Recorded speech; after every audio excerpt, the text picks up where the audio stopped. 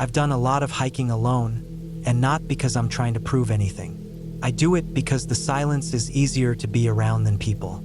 There's something calming about being out in the woods with nothing but your own breath, your footsteps, and the feeling that the world forgot you for a while. I've spent nights in the Rockies, the Appalachians, the Sierra Nevada, backpacking, camping, climbing. I don't do the social trails, the loop hikes near cities. I go for the empty places, the ones people forget, the ones that still feel untouched. That's where I feel quiet again. This story happened in the fall of 2019 in the mountains of northern Washington. Not in a national park or anything fancy. Just a long stretch of forested ridgelines that ran between a network of old service roads. The kind of place where you won't get cell reception for days, and the only signs of people are rusted cans half buried under moss and the occasional collapsed cabin covered in pine needles. I planned a 3-day solo hike. Just me, my pack, my tent, food, water, a decent topographic map, and my old military compass. No GPS, no cell signal. I had a small .22 for emergencies, mostly in case of coyotes, though I'd never had to use it before. The first day was uneventful. I parked at the edge of a barely usable logging road and hiked east, cutting across a long stretch of valley toward a ridgeline that I'd planned to climb and follow for the next 2 days. The weather was good, chilly but not cold. Clear sky, some wind through the trees. I didn't see anyone. No tire tracks, no prints, no other camps. Just dirt, rocks, and a scattering of pine cones that cracked under my boots as I climbed. I camped that night near a small creek, built a fire, cooked some rice and jerky, and sat in silence as the light faded. That kind of peace doesn't exist in cities. It's so quiet you can hear your own pulse in your ears. I slept well that night, no issues. The second day is when things shifted. It started as a feeling. I know how that sounds, but if you've ever done a long hike alone, you know what I mean. There's a difference between being alone and feeling watched.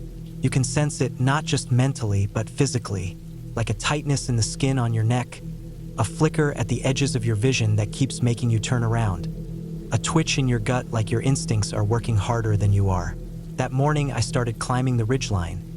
Dense pine forest on either side, rocky ground, roots twisting over the trail like veins. I took breaks every hour or so, drank water, kept track of my position on the map. Everything checked out, but around noon, the silence changed. I didn't notice it right away, crept in slowly. No birds, no insects, no wind, just the crunch of my boots and the rustle of my pack straps. It wasn't the quiet of peace anymore. It was the quiet of absence. A pause, a hold your breath kind of quiet. And that's when the feeling started. That crawling, skin-prickling sense that I wasn't alone anymore. I stopped walking and listened. No footsteps behind me, no rustling branches, just that dead, heavy stillness. I looked behind me and saw nothing, but I felt it. I kept walking, slower now, more alert, my ears tuned for every sound. I didn't pull out the .22 yet. I wasn't scared. Not yet, just cautious. That afternoon, I came across an old animal carcass. It was half covered by dirt and leaves, like something had tried to bury it. Not a fresh kill, but not rotting either. Probably a deer. The legs were broken in ways that didn't look natural. I didn't linger. I didn't take pictures. I just marked the spot in my head and kept going. That night, I made camp in a small clearing about halfway along the ridge. There was a nice flat patch just off the trail with a view down the valley. I could see trees stretching for miles, thick and dark like a green ocean frozen in time. I set up my tent, boiled some instant noodles, and sat with my back to a tree as the sun dropped. The feeling was still there, that pressure. I kept looking over my shoulder. Nothing, but I knew something was off. I didn't sleep well. I woke up around 2:30 a.m. to a noise, something moving outside the tent. It wasn't loud, just a light scraping, like something brushed past the side wall. I held my breath and listened. Silence, no breathing, no footsteps. Then another sound, this time farther away. A crack of a stick, a shuffle in the dirt. I slowly unzipped the tent, staying low. The night was cold. My breath came out in white clouds. I scanned the trees with my flashlight. Nothing. No eye shine, no figures, but I could feel it. Whatever had passed by was still nearby. Watching, I stayed up until dawn. The next day, I packed fast and moved quickly. I had one more day of trail ahead before looping back toward the car, and I didn't want to stop. My ankle ached, my legs were tired, but I pushed on. And all day, I kept catching glimpses. Not faces, not shapes, just flashes of movement. A branch swaying where there was no wind, leaves shifting like something heavy had just passed. But when I turned, nothing was there. That evening, I reached a place marked on the map as Old Quarry Site. There were no ruins, just a depression in the slope, maybe 60 feet wide, ringed with broken stone. I camped there because it was flat and dry, but I didn't like it. I didn't trust the silence. That night, I didn't sleep at all. Around 1 a.m., I heard breathing. Not mine. It came from just beyond the tent wall. Not animal panting, not snorting. Human-like, steady, controlled. It lasted maybe 10 seconds. Then silence. I waited, holding the .22 tight across my chest. I didn't move. I didn't call out. And then I heard it again. Footsteps. Soft. Circling the tent. Slow. Deliberate. I held my breath. My heart pounded so hard I thought it would shake the nylon walls. I didn't move. I didn't unzip the tent. After a few minutes, the sound stopped. I waited until sunrise to leave. When I stepped outside, the ground around the tent was covered in tracks. Not boot prints. Not hooves. Bare feet. Human, but not barefoot in a normal way. The toes were too long, the stride too narrow. The steps were almost silent in the dirt. I counted 12 prints circling the tent. Then they disappeared into the woods. I broke camp in minutes. The hike back was a blur. I didn't stop. I didn't eat. I just walked. My legs burned. My throat dried out. My eyes stung from lack of sleep. But I kept going. The trail felt alive, like something moved ahead of me through the trees. Not running, not crashing through branches, just walking, keeping pace, always out of sight, watching. I made it to the car by nightfall. The truck was untouched. No damage, no signs of anyone. I threw my pack in the back, got in, and locked the doors before starting the engine. The whole drive back, I kept checking the mirror. The silence didn't leave me until I crossed the last stretch of town, until I saw the gas stations and grocery stores again. Then it hit me all at once. How close I'd come to something I couldn't explain. Not ghosts, not monsters, just something real, something quiet, something that watches. I've told a few people the story since. Most laugh it off, say it was just animals or a trick of the mind. But I know what I felt. I know what I saw, or almost saw. They're out there, not in the open, not up in the trees or crawling through the bushes, just behind you, just past your peripheral vision, always there, watching, waiting, not to attack, not to speak, just to be near. And now, whenever I hike alone, I keep my pace tight. I never camp twice in the same place. I avoid ridgelines. I stay out of old quarries, because I know I'm not alone out there. Not really. They're still watching. They always were. I had never hiked in the Middle East before. Most of my experience came from trails in the Rockies and the American Southwest, long stretches of silence broken up by wind or the occasional rattlesnake. But when the opportunity came to travel abroad for work and squeeze in a few days of desert hiking before flying back, I took it.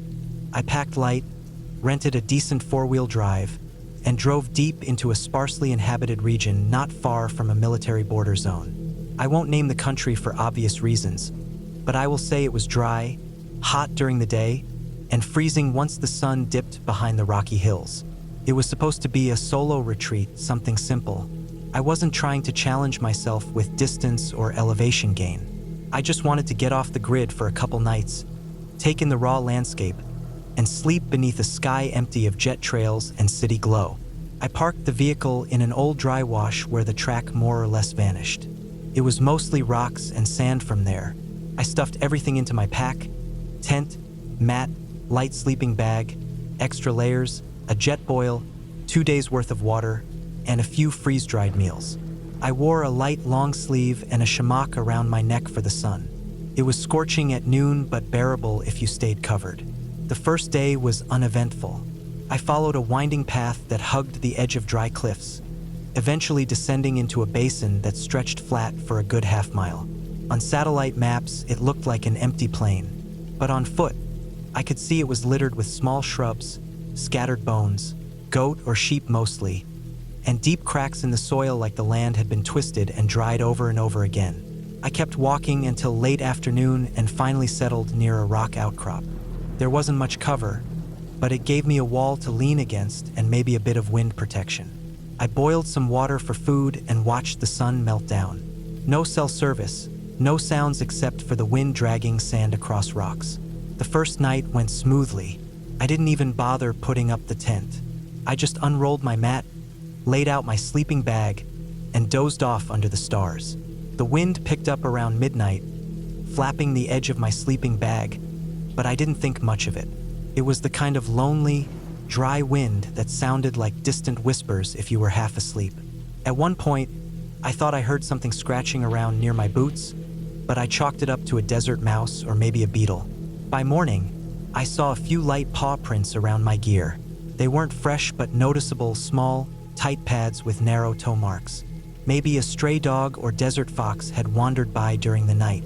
Either way, nothing had been taken. I ate breakfast, packed up, and started walking again. Around midday, the air started to feel strange. Not hot, just hollow. I'd been in deserts before, but there was something unnatural about the quiet here. No birds, no bugs. Even the wind felt different. Less like it was blowing and more like it was waiting. I passed an old concrete structure half buried in a dune. It looked like an abandoned checkpoint or a utility station, but there were no markings, no graffiti. I didn't go inside. The second night, I pushed farther than I planned. I couldn't find a decent spot to stop. Every stretch looked more exposed than the last. Eventually, I settled beside a tall boulder in a narrow wash. I figured it would break the wind a little. I laid out my gear again, but this time, something made me keep my knife closer. Not fear exactly, more like a subtle pressure in the air. My skin felt tight and alert. I kept thinking about those paw prints from the night before. They hadn't bothered me much at the time, but now they were stuck in my head. After eating, I turned in early. My shoulders ached from the pack, and my eyes felt dry and sunburnt. I zipped myself halfway into the bag and pulled my shamak loosely over my face to keep the sand out. The stars overhead were sharp and cold. I woke up suddenly, around 3 a.m., heart pounding, skin damp. I didn't know why. No sound, no flash of movement, just that feeling you get when you know something's off. I stayed still, and then I felt it.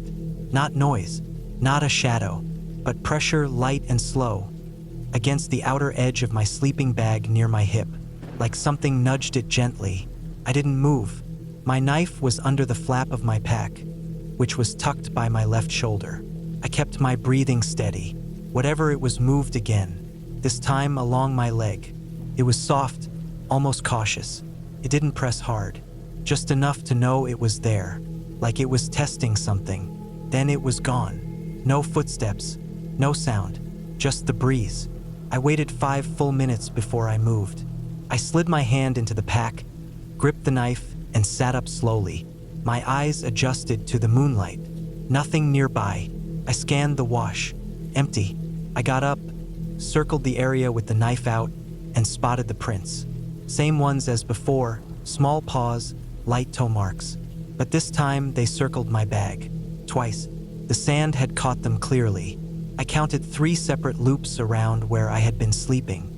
There was one point not 3 feet from my head, where the paw prints stopped and stayed in place, like it had stood there for a while. I didn't sleep the rest of the night. By sunrise, I packed fast. I ate while walking. I wasn't far from the return loop back to the truck, but I still had a few hours left. I wanted to make it in one go, but the prints followed. Every time I stopped for a sip of water or to rest my shoulders, I'd find them nearby, faint but fresh, sometimes 2 sets. Once I was sure I saw 3, never close but never gone. The weird part was how quiet it all was. Still no birds, no buzz of flies, just wind and sand. Around noon, I reached a high ridge that overlooked the basin where I'd parked the vehicle. I could just barely make out the black glint of the windshield far below. That gave me some relief. I figured I could be down there in 2 hours tops. Then I saw one. It was about 40 yards downslope, sitting on a rock outcrop, half blended into the stone. I hadn't seen it approach. It was just there. A cat, but not like a house cat. It was lean and angular, built for heat and distance. Sandy tan coat, big ears, tail curled around its paws. It stared up at me without moving. I stared back. I started walking, keeping my eyes on it. It didn't flinch, didn't blink. Then it stood and vanished behind a rock. Silent, I kept moving. For the rest of the descent, I never saw them again, but I knew they were around. I stopped looking for the prints. I didn't want to know how close they got. By the time I reached the truck, my throat was raw and my legs were shaking. I didn't even take my pack off. I just unlocked the door, tossed everything in the back, and drove. Once I hit the first paved road, I stopped at a gas station. I hadn't planned on talking to anyone, but I needed water, and I wanted to ask something. The man behind the counter was older, skin like old leather, dark eyes under a keffiyeh. I asked him if there were wild cats in the area. He nodded. "Desert cats," he said in halting English. "Small, no fear." I told him what I'd seen, what I'd felt while sleeping. His expression didn't change, but he did say something that stuck with me. "They check first," he said, tapping his temple. "Not stupid. Smell death. If you don't move, they wait." That was enough for me. I left the station, drove straight back to the city, and spent the last night of the trip in a hotel with concrete walls, cold floors, and too many lights. Couldn't sleep much. Every time I closed my eyes, I imagined soft steps around the edge of the bed, a gentle brush near my ankle, warm breath near my cheek. Not an attack, not some brutal ambush, just a test, a soft little bite to see if I was done. That was months ago. I'm back home now. I hike the mountains near my place, stick to wooded trails, but I still wake up sometimes feeling something near me in the dark. I check the floor. Nothing's there. No prints, no sound. But I still remember what the man said. They check first, and that's the part that gets me. They don't pounce. They don't rush. They wait. They're patient. Because out there in the desert, where no one hears you breathe, something is always watching. And it's always asking the same question. Are you still alive? I had been planning this solo hike for months. Sleeping Giant Provincial Park in Ontario had always been high on my list. The pictures I'd seen online of the cliffs and the trails near Lake Superior had stuck in my mind, and I finally found the time to get out there. I didn't tell many people about the trip. I wasn't trying to be mysterious or anything. It's just that I didn't have much to say. Just me. A backpack, a tent, and a few days alone in the woods. Sometimes that's the best kind of quiet. The first night of a trip is always the hardest for me. Even when everything is going right, even when I've double-checked every item in my pack, eaten a full meal, and picked a solid campsite, I still struggle to fall asleep. My body is usually tired, but my mind stays wide awake. It's like it refuses to let its guard down. That night, it was worse than usual. I'd hiked in during the afternoon, taking the trail that hugs the shoreline. It wasn't a long hike, just enough to get away from the parking lot and the more crowded spots. I found a spot at the edge of the forest, a little ways off the trail, facing a slope that led down to a narrow stretch of pebble beach. From my tent, I could look straight down the hill and see the lake. It was beautiful, quiet, with the kind of still air that only shows up late in the day after the wind dies down. I set up my tent under a small cluster of trees and got a small cooking area ready with my stove and a few flat rocks. Dinner was basic: pasta and a pouch of tuna, finished off with a few cookies I'd packed from home. I cleaned up carefully, packed away anything that might smell, and did my usual check around the site. No bear sign, no real tracks besides maybe a few raccoon prints near the water. Seemed like a solid place to settle for the night. As the sky went dark and the colors faded out of the trees, I climbed into my tent and lay down on top of my sleeping bag.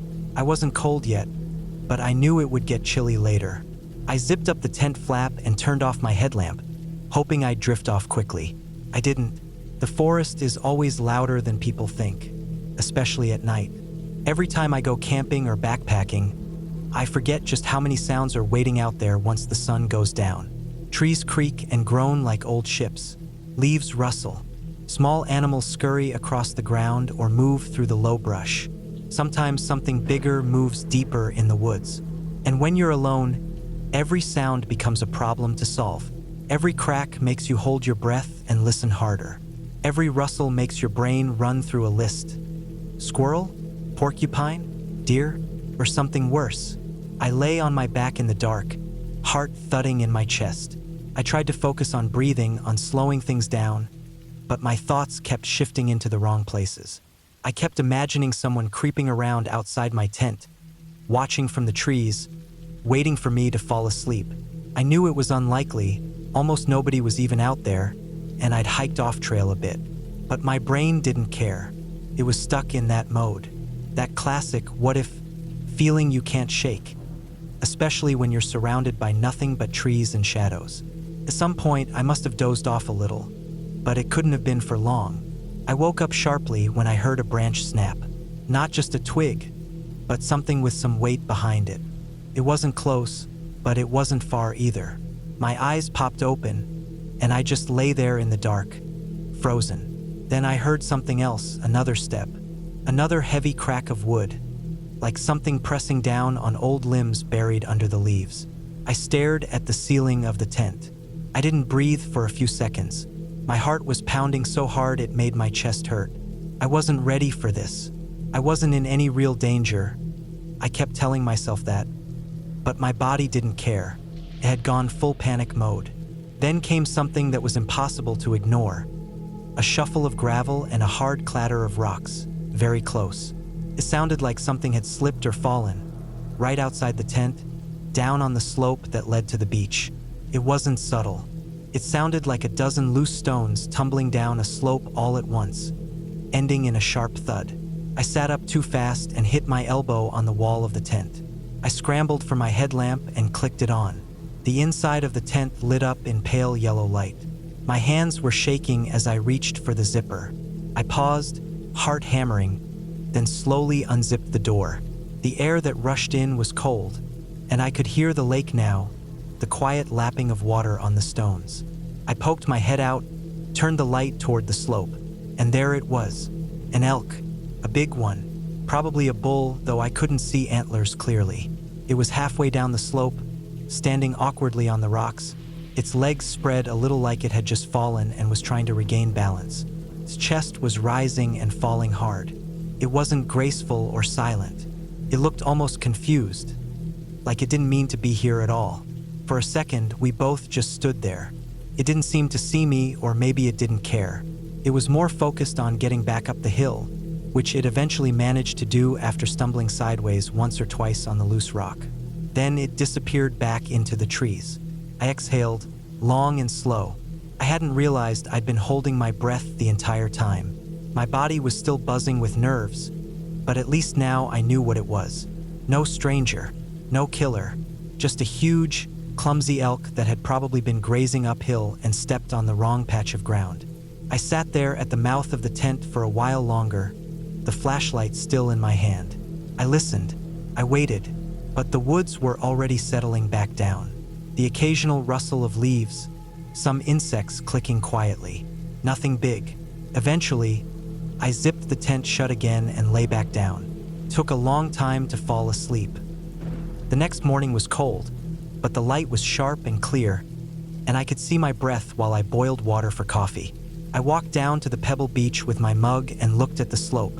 Sure enough, there were deep prints in the dirt near the top and scuffed rocks halfway down. A few were still disturbed, sitting at weird angles like they'd been kicked loose. I took a mental note of where the elk had fallen. It wasn't more than 20 feet from my tent. A little more to the right and it might have crashed right into it. That thought stuck with me the rest of the trip.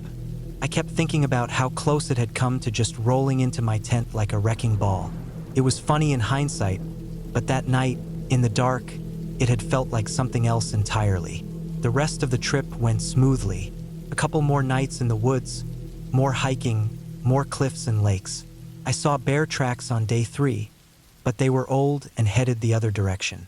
Never had another scare like that first night, and by the second evening I was finally sleeping a little better, more in tune with the sounds around me. Still, that first night stuck with me, not just because of the elk, but because of how quickly fear can take over when you're alone in the woods. One snapped branch, one thud in the dark, and your whole body goes into panic mode. You don't think straight. You imagine things. You jump to the worst possible conclusion, even when the most logical answer is a 4-legged animal trying to walk down a steep hill in the dark. When I got home and told a friend about it, they laughed. Of course they did. Just an elk, they said. But out there, in the dark, without knowing, those few seconds of silence between hearing the crash and opening the tent door, that was the part one remembered most. That was the part that made my skin crawl.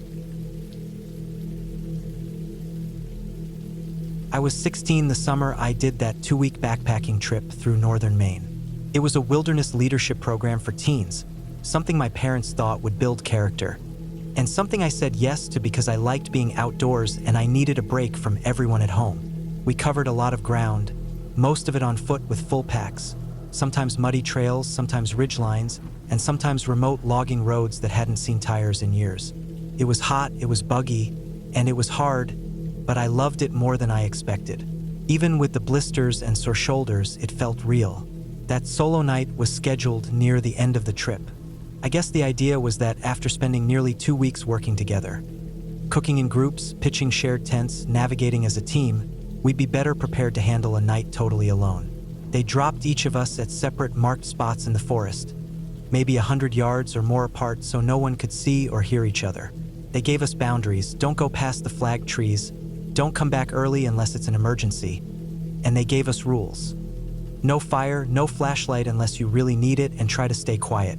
You were supposed to rely on yourself. Sleep under your tarp, cook your own food, sit with your own thoughts. It was late July, humid, but not unbearable. Bugs were bad, like you'd expect in a Maine forest near water, and I'd learned early on to live in long sleeves and pants, even if I sweat through everything. That night, the sun dropped slow behind the trees, casting thick shadows across the moss and ferns, and everything started to go quiet the way it does when the animals start settling down.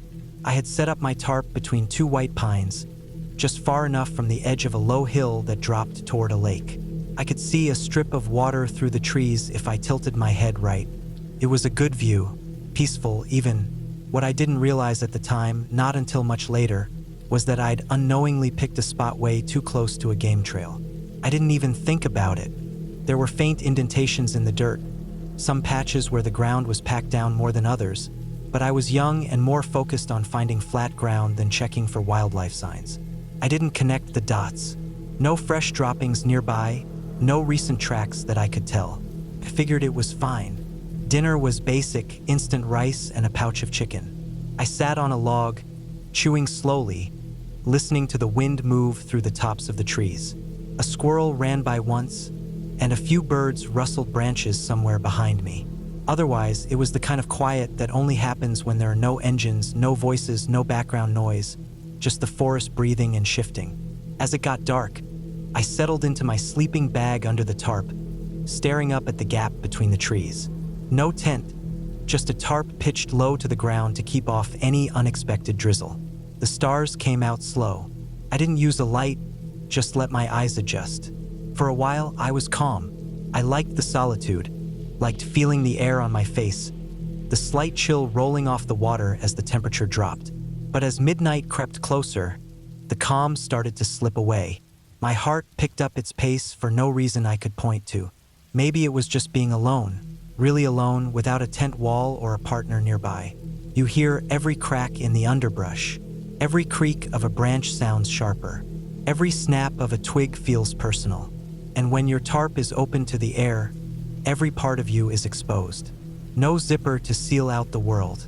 I was drifting between light sleep and half wakefulness when I heard it. Something big moving through the trees. Not close, not yet, but big.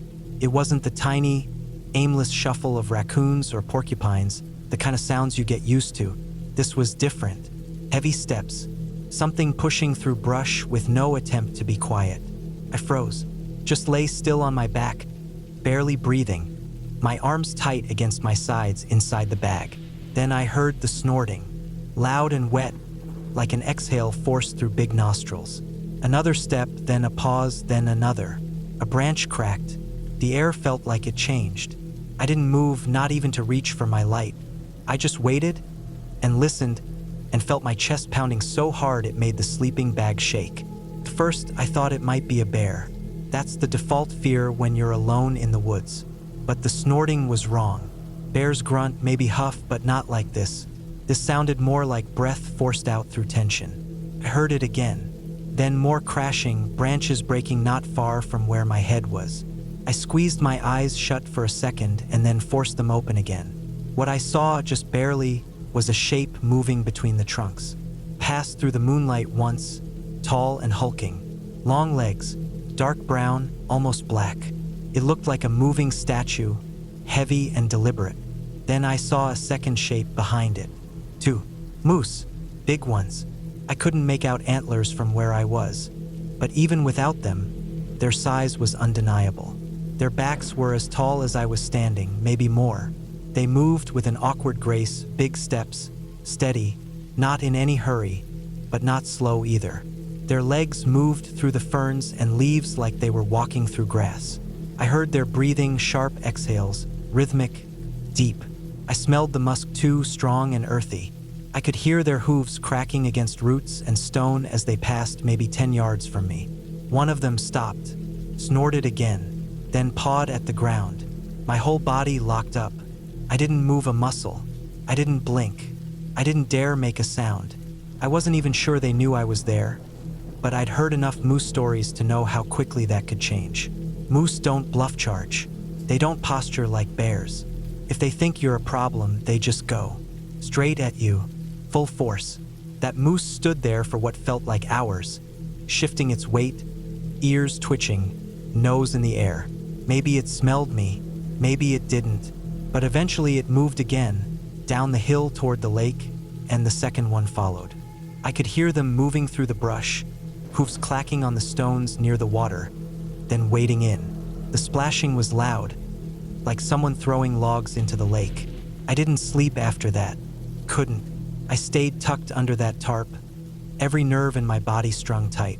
I waited for sounds to return to normal, waited for the crickets to start up again, for birds to shift on their branches, for the air to settle. But it never really did. I just lay there, staring at the darkness above me, counting my breaths, feeling every root and stone under my sleeping pad. The sky finally started to lighten around 5, blue creeping into the black. When I sat up and looked around, the world looked untouched, like nothing had happened. But the path where the moose had passed was obvious now. Crushed grass, broken branches, a clean swath straight down the slope. I followed it partway, just far enough to confirm the trail. Big round hoof prints pressed deep into the mud. I could have fit both fists into one of them. I stood there for a minute, looking down toward the water. The lake was calm, still. I didn't see them, but I knew they'd passed through, probably doing what they always did, coming down to drink, to cool off, maybe to avoid bugs. They didn't care that I was there. I was just in the way. Back at the drop point later that day, when we regrouped, I kept most of the story to myself. Someone mentioned a deer sighting. Someone else said they heard something weird during the night. I just nodded and said it was quiet for me. I didn't feel like explaining how close I came to having a 1,000-pound animal stomp through my tarp because I didn't know what a game trail looked like. I've done a lot of backpacking since then. Different parks, different climates, sometimes with friends, sometimes alone. And every time I set up camp, I check for signs now. Scat, tracks, worn paths, scraped bark. I pay attention in a way I didn't back then. I still sleep under tarps sometimes. Still love the sound of the wind through the trees and the way the air cools right before dawn. But that night never left me. The size of them, The sound of those hooves, the way the whole forest seemed to hold its breath while they passed. That was the closest I ever came to a moose, and I've got no interest in getting that close again. Not because I don't respect them. I do. They're incredible, massive, old in a way that feels prehistoric. But when you're on the ground, wrapped in nylon and fabric, and something that size comes through your space, there's nothing romantic about it. It's just fear, raw and clean. Not because it's evil or hunting you, but because it could end you without meaning to, and it wouldn't even slow down to look back. It was deep summer the year I hiked through part of the Clearwater Lake system in Ontario. I was in my teens, still rough around the edges and figuring myself out, but I already knew that being out in the wild gave me a kind of peace I didn't find anywhere else. I don't know if it was the silence or the effort it took to get into that kind of country, but something about being so far from roads and walls always brought me into a kind of focus. That trip, I was with a small group, mostly teenagers like me, but that particular night, it was just me and my sister sharing a tent. The area we were camped in was somewhere between Atikokan and Ignace, way up in the middle of nowhere in northwestern Ontario. There aren't many places left that feel truly remote, but this was one of them. A web of lakes and islands and dense boreal forest. Pine, spruce, and thick underbrush. No towns. No cell service. No noise but the wind, the birds, and the water. We were somewhere deep in that lake system on one of the dozens, maybe hundreds of islands that dotted the shoreline like stepping stones in every direction. I couldn't tell you the name of the island now. It didn't have one on the map, and if it did, we never knew it. It was just where we ended up that night after a long paddle and a short portage. The island wasn't huge, maybe 50 yards across in one direction and 70 in the other. Just big enough for us to beach our canoes, set up a few tents, and cook dinner. The interior was too dense to hike through easily. Thick brush, fallen trees, clouds of bugs. But the shoreline had a narrow crescent beach of packed tan sand, and that's where we made camp. My sister and I pitched our two-person dome tent just a few feet above the waterline, maybe 10 feet from where the sand met the trees. Everyone else was spaced out nearby in other tents, but not too close.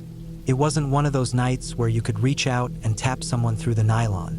We ate quickly that evening. I don't remember what we had, probably something like freeze-dried rice and a pouch of meat, followed by whatever snack we could scrounge from our bear-safe food barrels. The sun dipped low behind the trees across the lake. Mosquitoes came out hard for about 30 minutes, and then the wind picked up slightly and they mostly cleared out. The lake turned to glass. You couldn't tell where the trees stopped and their reflection began. It was that calm. We zipped ourselves into the tent not long after it got dark. I remember lying on my back listening to the sound of the waves lapping against the beach. It was soft and steady, like breathing. My sister was already curled into her sleeping bag, facing away from me. I didn't feel tired, but I shut my eyes and tried to slow my heart down. That's always hard on the first few nights out. Your brain keeps going, keeps playing through what-ifs and old memories and dumb fears. I had a good sleeping pad, and the sand beneath it was smooth, but I still shifted a few times trying to get comfortable. Eventually, I drifted into a light sleep. I don't know how long it lasted, maybe an hour or two, maybe less. I didn't check a watch, but something woke me up. Not a loud noise, not a shout or a bang, just a shift in the air, the kind of thing that registers in your body before your mind catches up. I opened my eyes and immediately felt alert. The tent was dark except for a faint gray from the moonlight bleeding through the fabric. The lake was still making that slow breathing sound, but I heard something else now, something closer. It was a splash, not far off, not like a beaver tail slap or fish jump out in the middle of the lake. This was close, maybe 10 or 15 feet away. It sounded like something heavy had entered the water, or maybe stepped out of it. A kind of slapping, sloshing noise followed by soft movement on the wet sand. Then silence. I lay completely still, suddenly aware of how thin the tent walls were. My head was near the door flap, just a few inches of nylon between me and the beach. My sister was still breathing slow and steady next to me, totally asleep. Then I heard it again. Not a splash this time, but a dragging, rustling sound, soft but deliberate, right along the side of the tent closest to her. It moved slowly, like something gliding across the sand. I could hear grains brushing against the base of the tent, something sliding past with weight behind it. Not fast, not chaotic. Controlled. Steady. It was right there, just a few feet from our heads. My heart rate picked up so fast I could feel it pounding in my throat. I didn't move.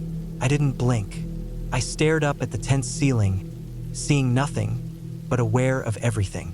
Every hair on my body felt like it stood on end. I didn't breathe for at least a full minute. The sound moved along the edge of the tent and then stopped. No wind, no voices, no footsteps, just that frozen moment where the woods go dead quiet and you feel like you're being watched, even if you're not. Then another splash, not the same one. This came from a different direction. The opposite side of the tent, a little farther off, but not by much. My stomach dropped. There were two of them. I couldn't process what they were. I didn't want to guess. Part of me wanted to believe it was nothing. A pair of raccoons fighting in the dark or a deer stumbling through the water. But that slow dragging noise, it didn't match. It was too quiet, too smooth, like something sliding, not walking. And then, just like that, nothing. I lay there for hours. I didn't sleep. I didn't reach for my flashlight. I didn't make a sound. The moon shifted across the sky. Eventually, the light started to rise. Pale blue turned to orange and then yellow as the sun pushed its way over the trees on the far side of the lake. I heard one of the other tents unzip somewhere behind us. Someone shuffled through the leaves. The day was starting. I blinked hard, still wired, still tense. My sister stretched next to me and sat up like she'd just had a full 8 hours of dreamless sleep. No clue anything had happened. She rubbed her eyes, unzipped the tent, and stepped out into the morning air. I followed a few minutes later. The air was cool, the sand cold underfoot. I walked around the side of the tent and froze. There were marks, not footprints, nothing with toes or claws. These were long, winding impressions in the sand, curved, as if something had slithered across the surface during the night. The sand was pressed down in a narrow trail, just a few inches wide in some places, wider in others, like a body had dragged itself from the water to the edge of the tent and back again. 2 separate tracks, one on each side. Snakes. I don't know what kind. I didn't see them. Could have been water snakes, harmless but curious. Maybe they were attracted by the warmth from the tent, or just followed their usual path up from the lake. But in the dark, not knowing what was moving just inches from your head, it didn't matter what kind they were. I felt the fear in my ribs. It wasn't loud or sharp, it was slow and cold, the kind that seeps into your bones and stays there. We broke camp later that morning, packed the canoes, and paddled out. Nobody else said they saw or heard anything strange that night. I never told them what happened. My sister still doesn't know, but I've never forgotten. I've camped in dozens of places since then. Rivers, deserts, mountains, forests. But I've never again felt as exposed as I did that night, lying still in the dark while something silent and alien moved along the thin wall beside me. It wasn't the danger. It wasn't the idea that a snake might bite me or that I could get hurt. It was the closeness. The fact that I never knew they were there until they were already beside me. That they came and went without sound, without warning, leaving only a pair of winding prints in the sand. I learned something that night, something I carry with me every time I set up camp now. The wild doesn't need to roar to scare you. Sometimes it only needs to whisper, and sometimes even that is too loud. I've done a lot of bushwalking in my life, but that summer trip through part of the Great Dividing Range is one that stuck with me, maybe more than most. Not because it was the hardest hike I've done or the most dangerous, but because of a single night that felt like it never ended.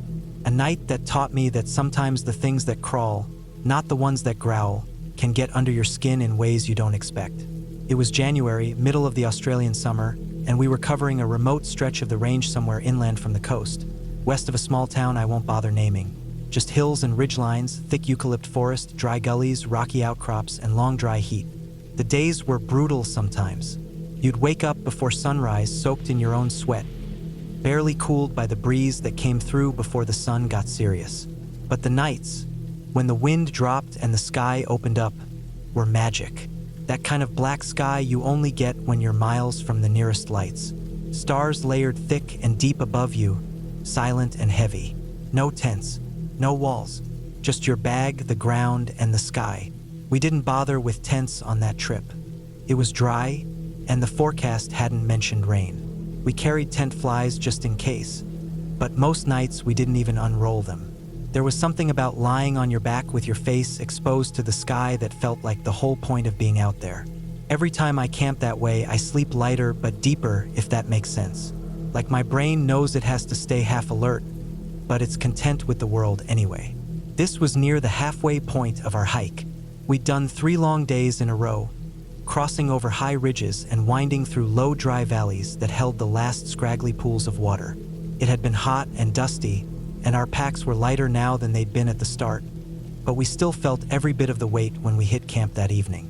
We found a flat, open saddle with a gentle slope, soft leaf litter, and just enough breeze to keep the mozzies away. From up there, you could see the distant folds of the hills in 3 directions, red and brown and green all at once. It should have been a perfect night. I remember sitting on my mat, legs stretched out, watching the horizon turn orange as the sun dipped below a far ridge. We cooked on small camp stoves, something simple, rice and lentils maybe, or pasta from a packet. I can't remember. The kind of food that tastes better than it should because of how hungry you are. After we cleaned up and stashed our food, I rolled out my sleeping mat, climbed into my bag, and pulled my hat down over my eyes. It wasn't cold, but I kept the bag zipped up because it was easier than swatting away the few bugs that hung around after sunset. It started with a tickle, just a light brush against my cheek. I reached up without thinking and flicked whatever it was away, assuming it was a bit of grass or a loose thread from my bag. Then maybe a minute later, it happened again. This time near my neck, a slow, feather-light sensation, like something crawling gently across the edge of my jawline. I sat up and looked around. Nothing obvious, just the same dry grass and dirt, the same sleeping forms of the others nearby, quiet under the stars. I lay back down, pulled my hat lower, closed my eyes. Tickle. Another one, this time near my mouth. I reached up and felt it before I could see it. It was soft, fuzzy, like touching the edge of a feather duster, but smaller. I grabbed it between 2 fingers and held it up. Even in the dim starlight, I could make it out. A caterpillar. One of those hairy ones, thick-bodied and slow, with dense little tufts all over its back like a bottle brush. I flicked it away into the dark and wiped my hand on my pants. I didn't think much of it. It's the bush. Bugs crawl on you. Part of the deal. I lay back down again, annoyed but tired enough to push through it. But then another one, this time on my arm, then my hip, then one brushed the side of my foot, near where the bag was cinched shut. I sat up fully. I wasn't imagining it now. I could see them, dozens, maybe more. Small, fuzzy caterpillars moving across the ground in strange, slow lines, like a ripple of silent motion just a few inches above the dirt. They weren't fast, but they were everywhere. Most were near the grass and trees at the edge of camp, but a solid number were venturing closer to us, some weaving between bags and mats, some crawling straight over people without waking them. I watched one disappear into the edge of a guy's sleeping bag without him even stirring. Another moved past my pack, crawling slowly across the top like it owned the place.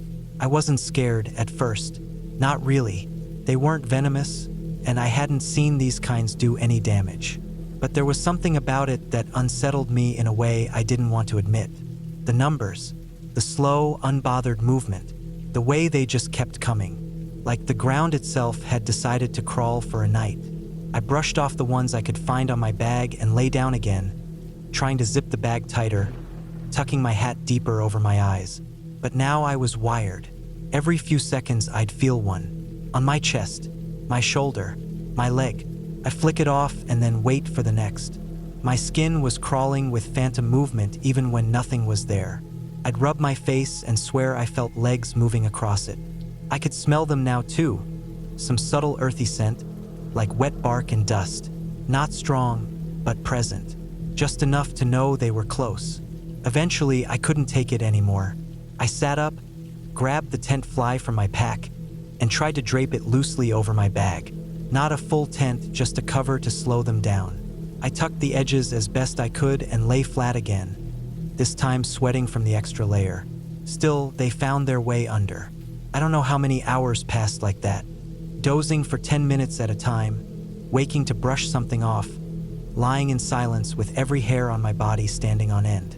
At some point deep in the night, the breeze shifted and I could hear the faint rustle of caterpillars moving through the dry grass.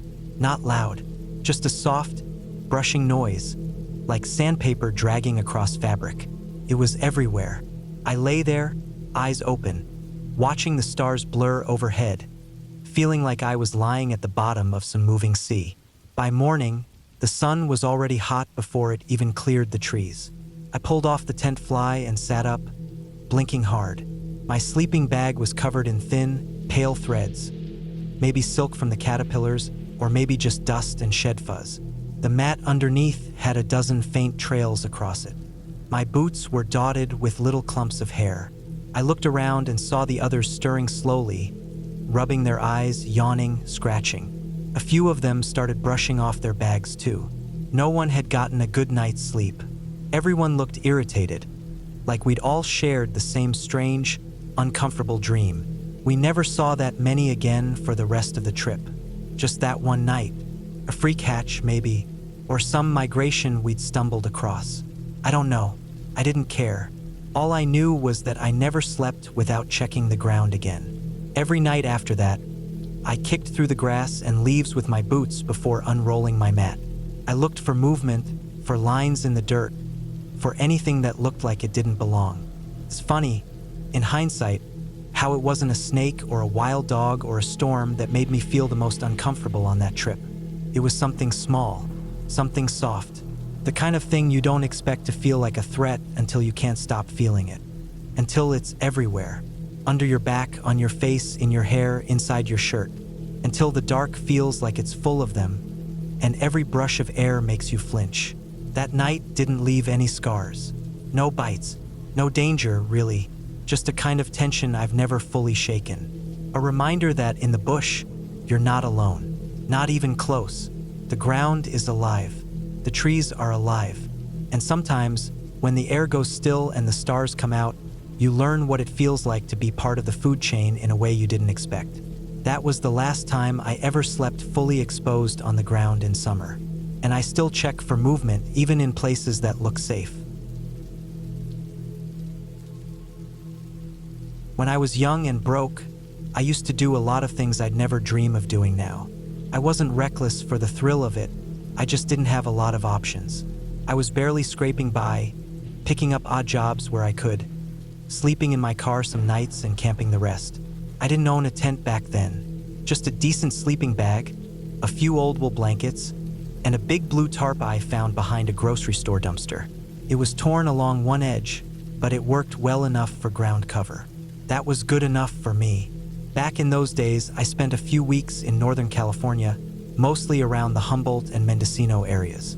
I was drawn there by the forests, the redwoods. I'd never seen anything like them before. Towering, ancient things that made you feel small in a way nothing else could.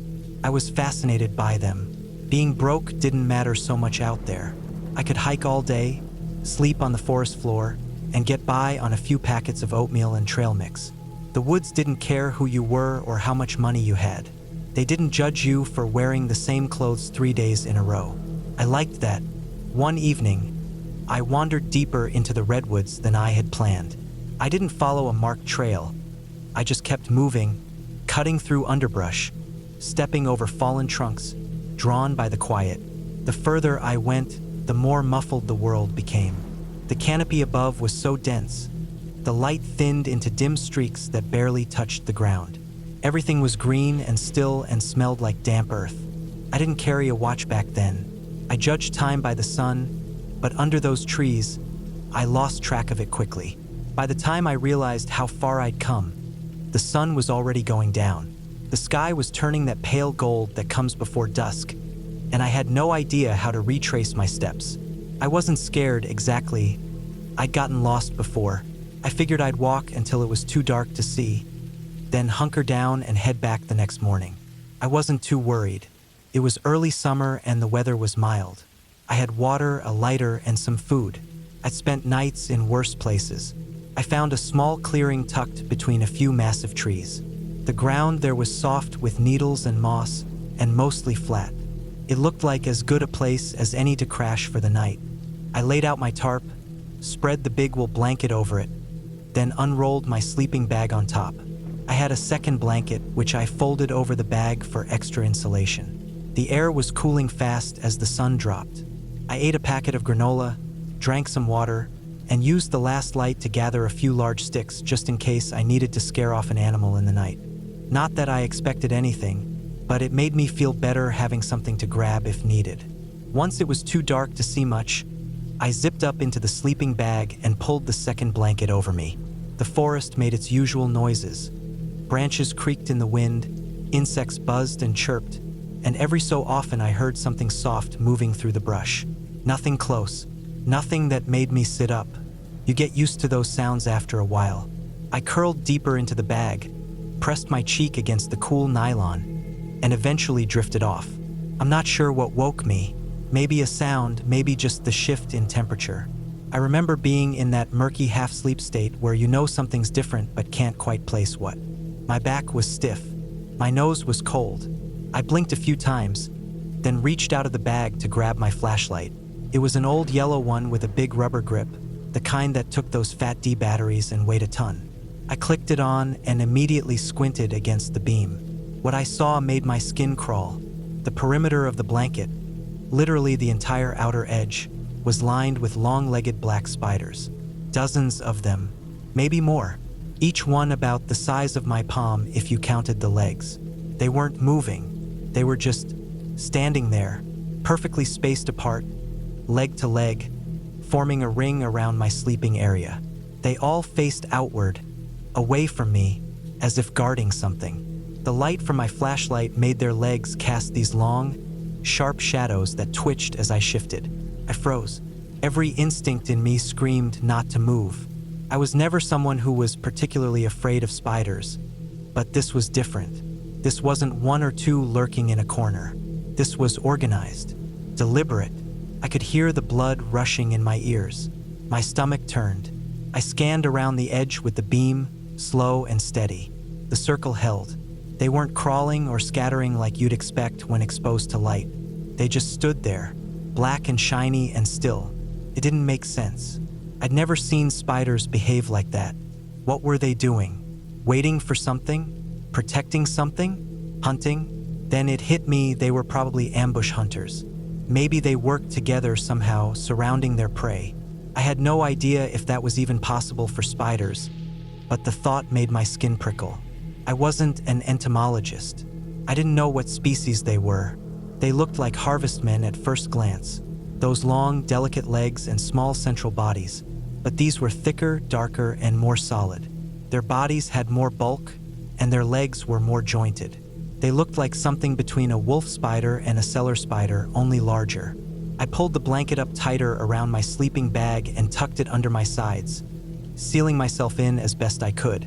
I was terrified one would crawl in, or that they'd move closer if I shifted too much. I turned off the flashlight and laid there in total silence, barely breathing. I don't know how long I stayed like that, maybe hours. Eventually, exhaustion won. I slipped back into an uneasy sleep, blanket cinched tight around my face, heart still thudding in my chest. When I woke again, it was full daylight. Pale morning light filtered down through the redwoods, casting beams across the forest floor. The birds were out, chirping and flitting between the branches above. I pushed the blanket back slowly and sat up. The spiders were gone. There wasn't a single one in sight. Not a leg, not a web, not even a trail in the pine needles. The clearing looked just like it had the night before I'd laid down. Quiet, clean, undisturbed. I stood up, stretched out my legs, and walked the perimeter of my camp, trying to find any sign they'd been there. Nothing. No burrows, no silk, no movement in the underbrush. It was as if they'd never existed. I packed up my gear quickly and started hiking back, following the sun and trying to piece together which way I'd come. Every time I looked at the ground, I half expected to see them again, clustered under a log or peeking from under bark. But I didn't. The forest was empty. The hike back took most of the day. I passed a few old trail markers that I hadn't noticed on the way in and eventually found the dirt road where I'd parked my car a few days earlier. My feet hurt, my back ached, but more than anything, I felt this weird sense of disconnection, like I'd woken up in a different forest than the one I'd fallen asleep in. That night, I slept in the back seat of my car with the windows cracked and the dome light on. I couldn't stop thinking about those spiders, the way they stood so still, the way they surrounded me, perfectly spaced, like soldiers on a perimeter. I kept telling myself it was just some kind of coincidence, a freak behavior, some local species I hadn't seen before. But deep down, it bothered me in a way I couldn't explain. I wasn't scared of them exactly, not like I'd be scared of a bear or a cougar, but there was something deeply unnatural about their behavior. Not supernatural, not magical, just off, like a pattern that didn't fit. A few days later, I passed through a small town on the coast. I went into a library to kill some time and ended up looking through a book on regional insects. I flipped through the spider section for over an hour but didn't find anything that looked exactly like what I saw. One photo came close, a species of huntsman spider, but they were supposed to be solitary and rarely found in groups. Nothing in the book mentioned communal behavior, especially not something that precise.